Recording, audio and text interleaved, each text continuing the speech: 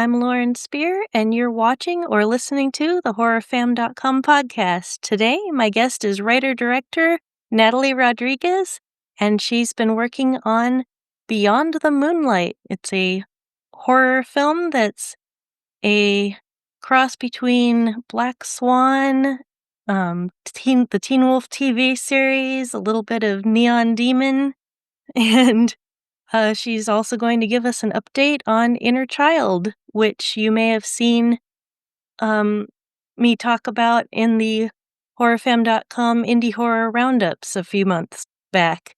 And here she is now. Hi, Natalie. Hi, good afternoon, or afternoon over this way. Yeah. So, Beyond the Moonlight. Can you tell us a little bit more about it? Yes. No, and I love the films you tied in. It made my heart melt. Black Swan, Neon Demon. Love those. Teen Wolf. I was a religious watcher with those, with that TV show. But yeah, no, we just wrapped production. It was a 2-day shoot on Beyond the Moonlight, and we wrapped about 3 weeks ago. So we've been heavy in post production. And fun little update actually yesterday. We just sent over the tracks to our editor for one of my friends' song that's going to be featured in the film. So we'll have some of the instrumental part, and then end credits will be the full song that he was very gracious to lend to the film and showcase his work. So we're definitely really stoked about that. I was hoping to get an original song because that's something was aiming for during the past 2 weeks with post production on Beyond the Moonlight. Oh, that's awesome. And Yeah, what was the song called again? it is called "Redial for the Remnants," and it's by Kai Keldro, Kaldro, or he might be Oh. also just goes by Kai sometimes. But I'll definitely be posting more. We'll be doing like a headshot and a bio for him on the Beyond the Moonlight social pages soon. Oh, very cool. And, for those who haven't read, the inbox roundup updates or anything, can you tell us a little bit more about what the film is about and Yeah. No, all of that? course. I think you nailed it perfectly with those two movies, The Neon Demon, Black Swan, and Teen Wolf, the TV show. Beyond the Moonlight, it's about two sisters. One of them is going through a brutal transformation on the night of a full moon. And the film also blends in dance. So our wonderful talent, Isabella Jamie, who plays Abigail, and Alexandra Almendares, who plays Lori. They're both trained dancers, so they do their own dances. Does her own stunts as well, so there's some light stunt work. And yeah, no, it's definitely. I always say, it's like Black Swan mix with an American Werewolf in London. Just we have the female characters in those roles, respectively. Oh, and, you got the American Werewolf in London poster behind I you. do. I know it's this guy right here. And that too, I have to give a shout out. That was on Etsy. I'll have to definitely find the name. One of those, during COVID-19, I discovered Etsy and then I found this. I'm like, it's perfect. I think it was like a flash deal for a lot of small businesses. But yeah, it's one of my favorite posters. And you said that that was one of your inspirations for Beyond the Moonlight as well in It terms was. of practical effects, It right? was. Yes. No, I'm really stoked to talk about that too. So I've always, my friends and peers, and they know I love horror films. I actually have like a few portrait tats of different characters from movies, including Ghostface, Dexter. Dexter was my most recent portrait. I Dexter Morgan. I'm sorry to interrupt, but I noticed in one of your photos that you had, the Sam I lollipop do. tattoo. That's He almost the is. same as my best friend's tattoo. Yeah. I'm like, he's somewhere here.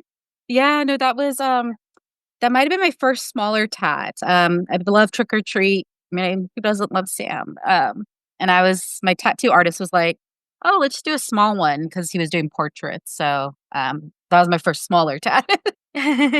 No, but it's definitely they're booming with tats. I'll say with Trick or Treat, which is very cool to see. It's kind of fun to see like the cult films. They're getting like more of a bigger following over time.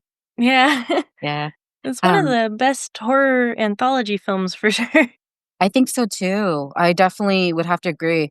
And It's funny because I know with me when I grew up with horror films, including like an American Werewolf in London, I wasn't really used to anthology films. It was kind of pretty standard, like original story and then like direct sequels. And I think that's what always drew me to horror films. I've always wanted to do something that was like a little longer, and I'm sure many creators know when you in between the longer projects like feature films, I'm one of those people that gets very anxious to get back on set. I don't know if it's a good or bad thing, but I'm like, oh, I want to let's go do something fun. And that's what happened with Beyond the Moonlight. It was, hey, maybe we should film something if it's like a under 10 minutes. I think it's doable. We can film this summer, and that's how it started. It was one of my lead actress in the film, who's also become a very dear friend of mine too, Alexandra Almendarez. She plays Laurie, and Laurie, she's named after the Scream Queen, Laurie Strode from the Halloween movies. She We worked together multiple times, and she was telling me, it'd be cool if we can do like a dance sequence for like a movie. I was like, I know. I was like, let me think of something. And then we talked about doing a horror film because I think we were at some festival together, and one of the films was like creepy creature, and she's like, "Oh, it'd be cool if we can incorporate horror film with dance." And I was like, "Okay." She's very eager to get to work. Let me go and like think of something. And I was actually watching at the time an American Werewolf in London, and I was watching that film with my boyfriend one night, and I was actually working on the track for Beyond the Moonlight. And originally, fun fact, in Beyond the Moonlight, the sisters were going to be vampires. And it was during the transformation scene, during, that infamous transformation scene from American Werewolf in London, and I looked up, and I looked at my boyfriend, and I was like, "Hey, what would you prefer to see, vampires or werewolves in a movie if it was, like, a short film I did?" And he's like, without a doubt, just said, "Werewolves." I'm like, "Okay, great, we'll go with that." And I'm glad I did. I glad I did 'cause, um, I don't wanna spoil in case anyone hasn't seen it. I was a little late to the game seeing, American Werewolf in London as well. But that transformation scene that we get with the main character, it was just, oh, that'd be so cool to do, even if it is for like on a smaller scale with the short film. And that's what definitely was one of the motivators to, okay, let's show the script to some friends and peers who eventually like came on board for the project, both cast and crew. And that's kinda, it sounds cliche, but, I think that's what it takes, that one person to be like, "Yeah, when are we making it?" And that was it was both the cast members, both Isabella Jamie and Alexandra Almendarez.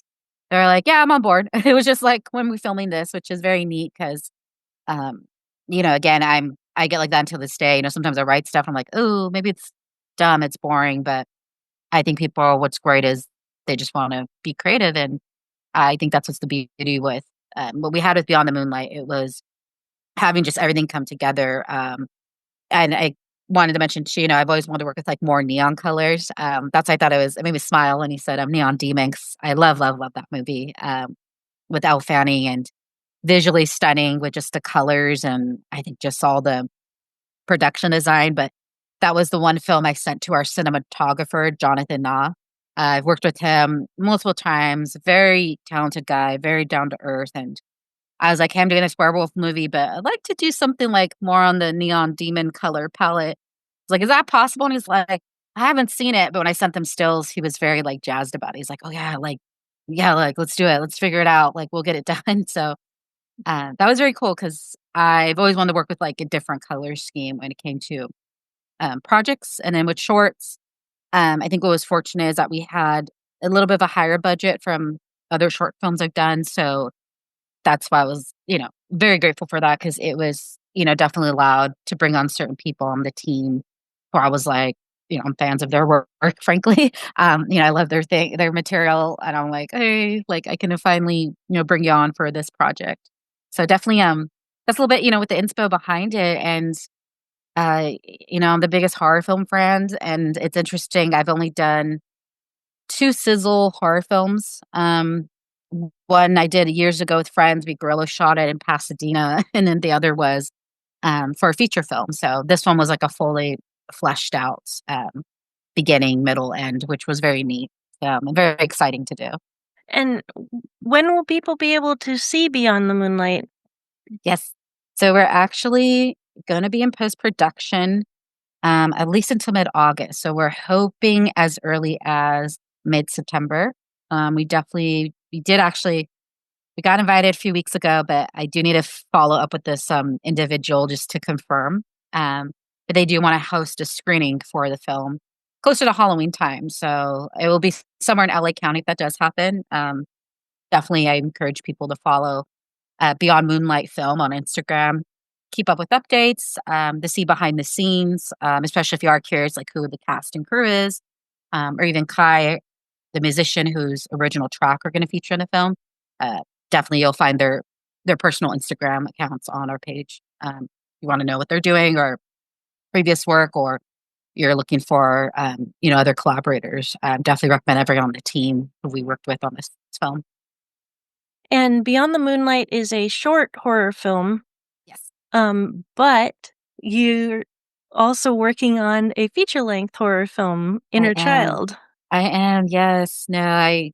That's definitely been quite a journey working on Inner Child. And fun fact, I'm actually working on, for the request of one of our financiers, I'm actually been working on the past 24 hours on a script update. So I actually got through 62 pages yesterday. And I was like, I'll get it done by tomorrow. And that didn't happen. So I'll be working on it for like another day or so. But yes, Inner Child, it's a film. Initially, a little fun fact, we pursued that as a short film. It was a short film I wrote, oh gosh, I think wrote about 10 years ago now, a little over 10 years ago, excuse me. I think back in 2014. And it was like, I'm not kidding, it was January 2020. We did a table read. We're like, we're going to film in May. And of course, we all know what happens, inevitable. So during the COVID-19 downtime, um, I was wanting to go back to the first draft of the feature script that I wrote for Inner Child because I just more instinct. It was more of a creator choice. I just felt this need that like I feel like I need to explore the longer length for this um, character story and dive deeper because I had more time on my hands, and I think with COVID-19, it also I think writing it was definitely my own coping with what was going on in the world. It was like a good distraction too. But that one, yes, we are that's where we're at right now with Inner Child. I'm actually doing a script update and hopefully, if not done today, sometime tomorrow. Because I am on page 72, 73 right now. So it's definitely getting to a painful scene. Our financiers liked when I pitched it to them during our last call a few days ago, where a character unfortunately does not have a great ending. And I got to that scene this morning and I'm like, let me come back to this. Like, let me get emotionally prepared. But, it is still psychological horror. It's about a college student that's encountering with multiple night terrors and sleep paralysis. And she learns throughout this journey if the sleep paralysis and these night terrors are connected to something that she went through during her childhood. So we also see like how it has an impact on her relationships from family members, such as her mother, to her loving boyfriend, who she's known for years. And we do have, which is great, we do have people attached to the cast. So it's interesting this time around doing a script update. And literally, their faces are in my head when I'm coming to these characters, which is neat because I feel we don't always get to do that with writing. It's usually writing it and then um, if you write it for like your own portfolio to come back to or before any funding's attached. But with this one, it's pretty, neat to have like um, like a main character like already like attached to the role, or excuse me, a talent attached to the main character role and writing this. And Isabel Jamie, who I worked with on Beyond the Moonlight, she's actually playing the main character Cassie in Inner Child. So I've worked with her multiple times and it's very neat to see like oh, okay, I know how she works, or oh, I'd love to see her like, I know she can tackle on, these beats with this character or this film. And we are aiming, to film early next year. I did ask our financiers a few days ago, like, you really want to film this in January? Is that possible? And we did get yeah, no, that's possible. They're like, it's really up to you. They're like, on how long you want to take on the script update, which very rare to hear that, I think, in today's world. Definitely very grateful, very relieved. I got that email a few days ago this week. It was just like, okay, like, these are, I think, people to keep working with if they're that, they just want to make sure, like, um, if you're the writer, you feel happy with the script, or if you don't, you tell them. And it's just, I think, communicating and just making sure everyone's on that same page, which is, the beautiful thing. I think getting films made in general, no matter how long or how short, that product is. I think it's just amazing to see all the work that goes in behind both Yeah. something like Beyond the Moonlight and Inner Child. I feel it pays off at the end. I think just it's when you get to create, I think that's just honestly the best feeling in the world, no matter what it is, writing, directing, or if you're an actor or behind the scenes makeup or, um, even if you're starting out, your production assistant, I'm always like, no, every role does contribute to bringing it off the ground. Yeah. And it sounded like, Inner Child will be bit cathartic as well. I know Yeah. that it's based on some personal Yeah. stories of your own. I saw what you were doing and was like, "Oh, well, as someone Yeah. who also suffers from PTSD related night terrors, Yeah. I'll be sleeping peacefully and then start screaming and my husband's like, Oh, "Oh, no. not again." Yeah. No, But, and it um, yeah. I don't know, it's that's a cathartic part. I know with the inner child, I honestly didn't know what sleep paralysis was until I Googled it. I was like, "Wait, there's a thing called this," and this was, oh gosh, maybe like 10 years ago. And I myself used to ask that, sleep paralysis connected to, kinda like we see with the inner child, is connected to something trauma, like our body's trying to process something, no matter what it is, if it's something, traumatic or if it's something. I mean, I even consider, like, car accidents traumatic, it's our body's just, like, letting us know, like, "Hey, this is heavy on your mind," like, it's just trying to process. Or, I used to think too, or is it related to something, you know, more on the supernatural, paranormal side? That's Yeah. definitely what served, yeah, like, as the The inspiration behind the story. It was like, the I sleep knew what it was. paralysis demons Yeah. sitting on people's chests. Oh, the worst feeling in the world, and I'm always like, knock on wood. I don't wanna speak too soon, but I haven't had one in, I think, about at least, like, 7 years, so it sounds scary. I even brought it up to my mom not too long ago. I'm like, "Yeah," I'm like, "when I used to get in the house when I lived at home," I was like, "I'm wondering if it was, like, was the house haunted or was there because there was a lot of stuff going on in my personal life."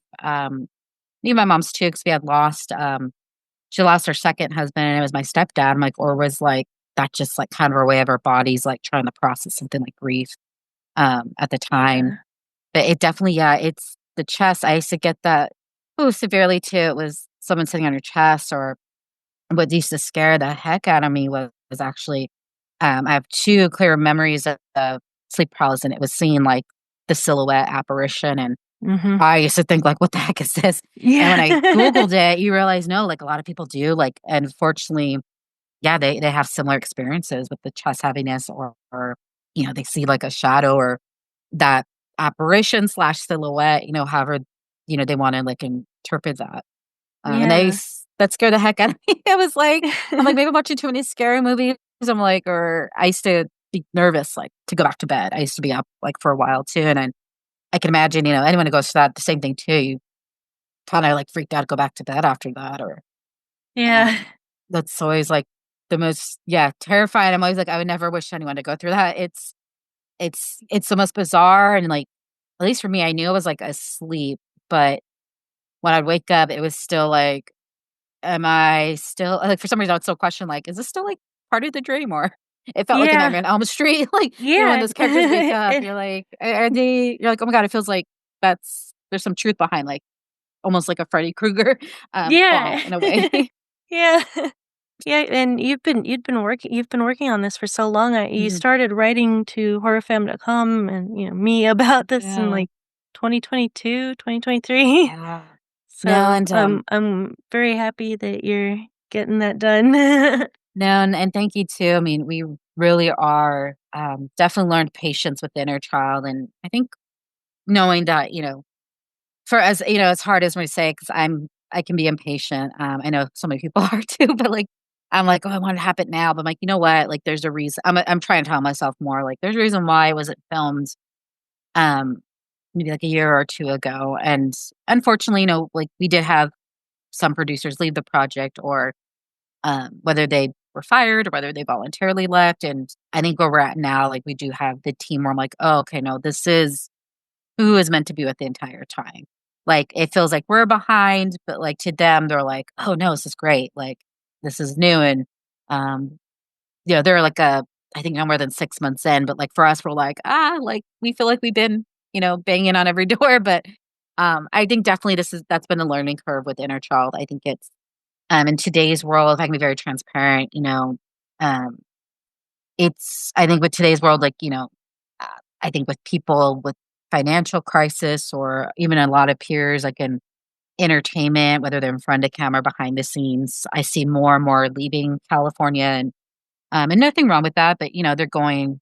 Most I'll see on Facebook or Instagram, they'll be open saying, "Hey, I left LA because I couldn't afford housing, or it was just the prices are ridiculous." And that's why with Inner Child, I think since we last talked, which was like 2022, our budget skyrocketed. We initially were pursuing it as they always call it like the credit card movie, so very low budget. I don't think even early on I was going to get paid anything, but over time, and I think also getting like a wonderful producer on board, and his name's Kevin. Kevin actually produced Beyond the Moonlight with me as well. I remember he sat me down and said, "Okay," he's like, "With Inner Child," he's like, "I know," he's like, "there's certain cast members you have in mind," and when some of these cast members started saying yes, and they're like, "Great, when can we film?" He's like, "I'm be honest with you," he's like, "What kind of film do you want to make?" He's like, "If you want to get up and just make it now," he's like, "I'll support that," but he's like, "But I know you want to do practical effects." It's like with Inner Child, or I know you're very because the film does deal with a lot of important social issue subjects. We have a main character that comes from a dysfunctional home, or there's been like a lot of history with relatives that's gone on. Um, I was very glad like I had a producing partner that was like, hey, I just want to make sure we have like the appropriate people on that production to, it's films, you have fun, but you also want to make sure people are okay and they're feeling safe when they're dealing with those kind of subject materials. Yeah, And that was a hard it's decision to make. some rough stuff. Yeah. And even if, and I've been on sets like that too, where even if a character or, excuse me, an actor has an experience what the character's gone through, I mean, set day when it comes to certain scenes, they can feel pressure. And it's just, I've seen, talent freeze or they're like, oh, I need a minute. Like I mentally need to like kind of, I need to go talk to you. Or I just need a minute to like decompress. So, and it was a hard choice to make that, to be like, yes, let's not go with, um, the credit card budget route. Let's go with something where we do have a higher budget because, it is too, let's take care of ourselves on the team and let's just make sure, we keep certain cast members or even certain crew too. It's in today's world too. It's I condemn people, who get features done on a low scope budget because I did that for my first two features and it's hard. It's definitely hard, but I also think it's okay as a creator to be like, for this one, no, I do need to have I do wanna have if I want certain people attached, because 'cause I'm a fan of their work, or I've had actors or crew both on Inner Child tell me like, "Hey, I can't go lower than this." I'm like, "No, no, no, like, you shouldn't." Like, I get it, It's also I think also goes away as like a respect too. It's if you like their work, I feel like, people have a certain right and, you should never put them in that position to be like, I mean, I've been on that other side too where they're like, "Oh, that's too high, but we'll give you this." And then you're like, "Oh, okay, I guess I'll say yes to that." And nothing wrong with that, but I think at a place where I'm at, it's definitely, with Inner Child, like we did with Beyond the Moonlight, um, would love to do practical effects, and, I think, there's also, like, a lot of terror in the story itself that sets off our character. So she's done with a lot of things like, internally, but it's also like the exterior with the sleep paralysis and then a lot of influence and I took from A Nightmare on Elm Street, the first one, and even the remake. I know the remake of Nightmare on Elm Street gets hate, but I thought that one did a beautiful job on talking about like how Freddy was more connected to the kids on Elm Street with their parents. I thought terrifying at the time, but when I rewatched it during our earlier rewrite with the Inner Child, it was like, "Oh, okay, this actually felt was a little ahead of its time." Maybe that's why people or at least I know a few people that hate it, but I was like, "But they talked about important things that I condemn the filmmakers, for doing." I think it was I feel with horror films because nowadays what's been great is we see those subgenres, like, um, I think of, like, Midsummer, Hereditary. I love those movies, and it's interesting, so I watched them, I saw them as dramas too, and then when I would see it pop up on the horror community, I was like, "Oh, no, those are okay." But it's also interesting to see it has its standard horror elements, but then also has, like, the terror of the what's going on globally, without giving too much Yeah. away, just because of the social subjects they talk about. I also noticed in the sizzle reel for Inner Child that you had kind of, like, Suspiria lighting. You Yes, oh, I love mentioned that. in Beyond the Moonlight that you were trying to do more neon lights, Yeah. and that you're doing that a little bit in Inner Child as well.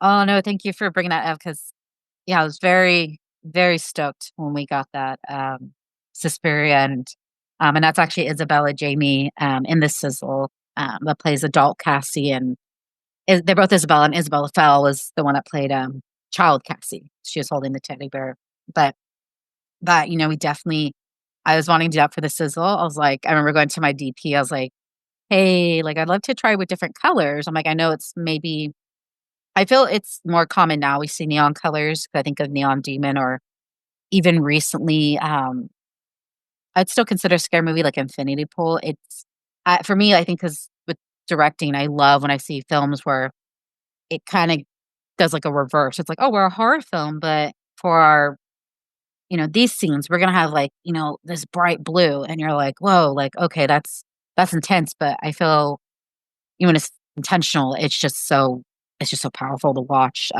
unravel on screen. And I think that's why I love partially because Midsummer, with Florence Pugh, I mean, I feel that's like, yeah, one of the first films I watched where it's a daytime and majority of daytime, and it terrified me. I remember the first time watching it, I was, like, texting a friend of mine, like, "What the heck did I just watch? Like, what is this?" Like, I'm like, "I don't know if I love it, I hate it." I'm like, "I'm just so disturbed." But I think that's what's been the beauty with, seeing, like, filmmakers like Ari Aster, um, or even, Nicholas, from Neon Demon. I mean, I feel it's very cool to see other filmmakers and creators, like, they give their spin on, like, "Oh, this is what terror is to us." And I think that's yeah, no, definitely, with Inner Child, definitely that's the goal to do with, films like Suspiria and Neon Demon. They're definitely some of my favorite films, so I'm, like, always referencing back to that. My cinematographer, I'm always telling him 'cause, the cinematographer, Inner Child, he also was a cinematographer on Beyond the Moonlight, so even on Beyond the Moonlight, excuse me, we were talking about, "Oh," he's like, "For Inner Child, is this what you picture for these color palettes?" I'm like, "Yes, I do." I was like, "Good." I'm like, "I'm glad you're seeing it." But I think that's been the neat part. And it's also been letting people know, it's been, a little over 10 years, so I think I'm finally feeling a lot, happier with, like, my work as a filmmaker. Not to sound so hard on myself, but I know growth, and I think, when you find people, you're like, "Oh, I wanna keep working with them because I feel they know what I'm looking for, or they strengthen it." If you're like, "I have no idea what to do," um, I feel like a great, cinematographer will help you see that, or they'll pitch you ideas, and I think, we definitely had that on Beyond the Moonlight as well. It was, I know it was, like, originally had a location issue, and, my cinematographer and I, when the more we talked, I was like, "Oh, okay, no, I see what he means." Like, I feel more confident again, because Yeah. directing, it's a performance job itself. I learned after talking to some team members. I was like, "Oh, no." I was like, I was freaked out on shoot day, and, I'm glad most of them were like, "Oh, we couldn't tell." And I was like, "Okay, great," because 'cause I'm like, directing, it's a fun job, but, it is I think no matter how big or small the production is, I know most director colleagues I've talked to, you're always like it's that saying, like, you're always, hoping for the best, but you're prepared for the worst, especially things happen, stuff breaks, locations fall through, so it was just like trying, on set day, it was turning into more of a zen place, like, "Okay, you got this." So, I was very impressed I did that, for Beyond the Moonlight with myself because I can be my own worst enemy like a lot of creators, and I'm glad I was able to shut down a day prior before Beyond the Moonlight, and it was, I looked at my shot list once, and the rest, it was just, let me catch up on sleep, let me, try to steer off social media, let me get, like, into a space where I'm not, like, so mentally or physically burned out. I Yeah. think that's always, like, the definitely a must. I think no matter what you're doing, you're on set, you're promoting a project, I think it's just making sure you're, like, physically well taken care of, whether it's sleep or, um, going to the gym or, you're taking a walk, no matter what the case is. Yeah. Well, we've only got a few minutes left, but I wanted to mention, even though horror fans are going to have to wait for Inner Child and Beyond the Yeah. Moonlight, at least for a little while longer, Yes, you do have a cartoon coming out next I did. month, at Comic-Con, September. Yeah. Um, it's your irreplaceable Maddie Cat, which Yes. is based on your own cat, Maddie, right? It is, yes. I know he sometimes makes an appearance. He'll climb over here behind of a dresser that he's sleeping over here. Yeah, no, that's, the 3rd film to the Matty Cat series, and it's a 2-day, oh my god, excuse me, 2D animation, short films. So it's 3 different short films, and the 3rd one, we're having our first actually in-person Los Angeles screener next month at the LA Comic Con, and I think it's our I wanna say our 4th year back, which is very, it's amazing to even say that, because it's I've been a fan of the con forever, and I think I'm still processing that we got the in. Um, so we're pending right now. We don't have a set day or time, but it will be I think it's the weekend of September 25th, so it'll be sometime that weekend. Definitely, Matty Cat, the actual OG Muddy Cat. He got some of a following on Instagram. He's Matty underscore cat underscore 20112. 2012 was the year he was born. So definitely I would say keep an eye out on that social media account if you're interested to see it. We're hoping to get a date by end of the month. Definitely with those cons, they take a process. And it's fun about Matty Cat. Complete 180 from Beyond the Moonlight and Inner Child. It's uh, family friendly. You can even watch the sequels as standalone films. They were intentionally made to be more kind of like sizzle concepts for something a little bigger on the bigger scale. And of course, Matty Cat's putting his character in the film, putting him through different situations. And the 3rd one, he gets a new baby brother. So we get to see how Matty Cat adjusts to that. He goes through feelings of denial, rejection, anger. So Mhm. this one it was fun to make because we get to see Matty Cat turn into senior cat. So it's Mhm. fun little sneak peek. And the baby brother is actually based on Maddie's youngest brother named Oliver. Oliver is our black kitten. He turned 1 back in April, so he's almost 1.5. And polar opposites. Oliver's very hyper, very even before our call, he was doing Zoomies with his other brother, and I was just like, "Oh gosh, like, please not right now."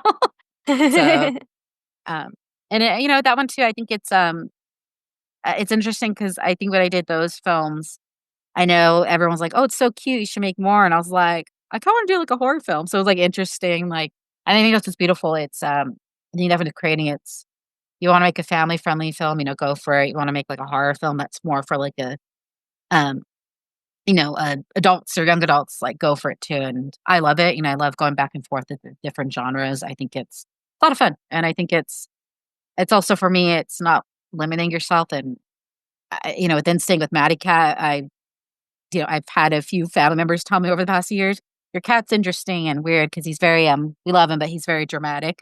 He gets he's our first baby, and I think it spoiled him a lot, but, um, no, it was I think definitely hearing that, it was sitting down and finally writing it. But we're very excited to go back, definitely, we're eagerly, waiting for, the day and time, and we should be announcing that within the next, like, 2 to 3 weeks.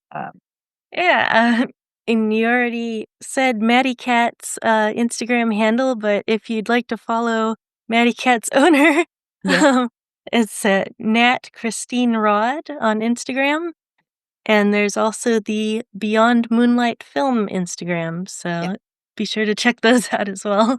yeah, and you'll see a lot of cats, I'm always posting cats or horror stuff, that's I feel like I'm also, like, promoting, Maddie, we're, like my partner and I, we say we're Maddie's manager, so, but yeah, no, if you love cats, we're big, we have 3, fur babies, so a little fun fact, Maddie Cat, I actually started working on the feature script a few days ago, so we'll see where that goes, it's definitely with writing, there's some scripts that come out faster. I'm like, "Oh, I know it's just going." And this one, I incorporated all of film 1 into the feature script, and then I was like, "Okay, great, where do I go from here?" So, but I'll get it done. That's been my summer, project is to get it done, in the next month, hopefully, and, yeah, I know definitely that's been the goal with Matty Cat. I think it's, see how it goes as a longer format and see if we can get that, made.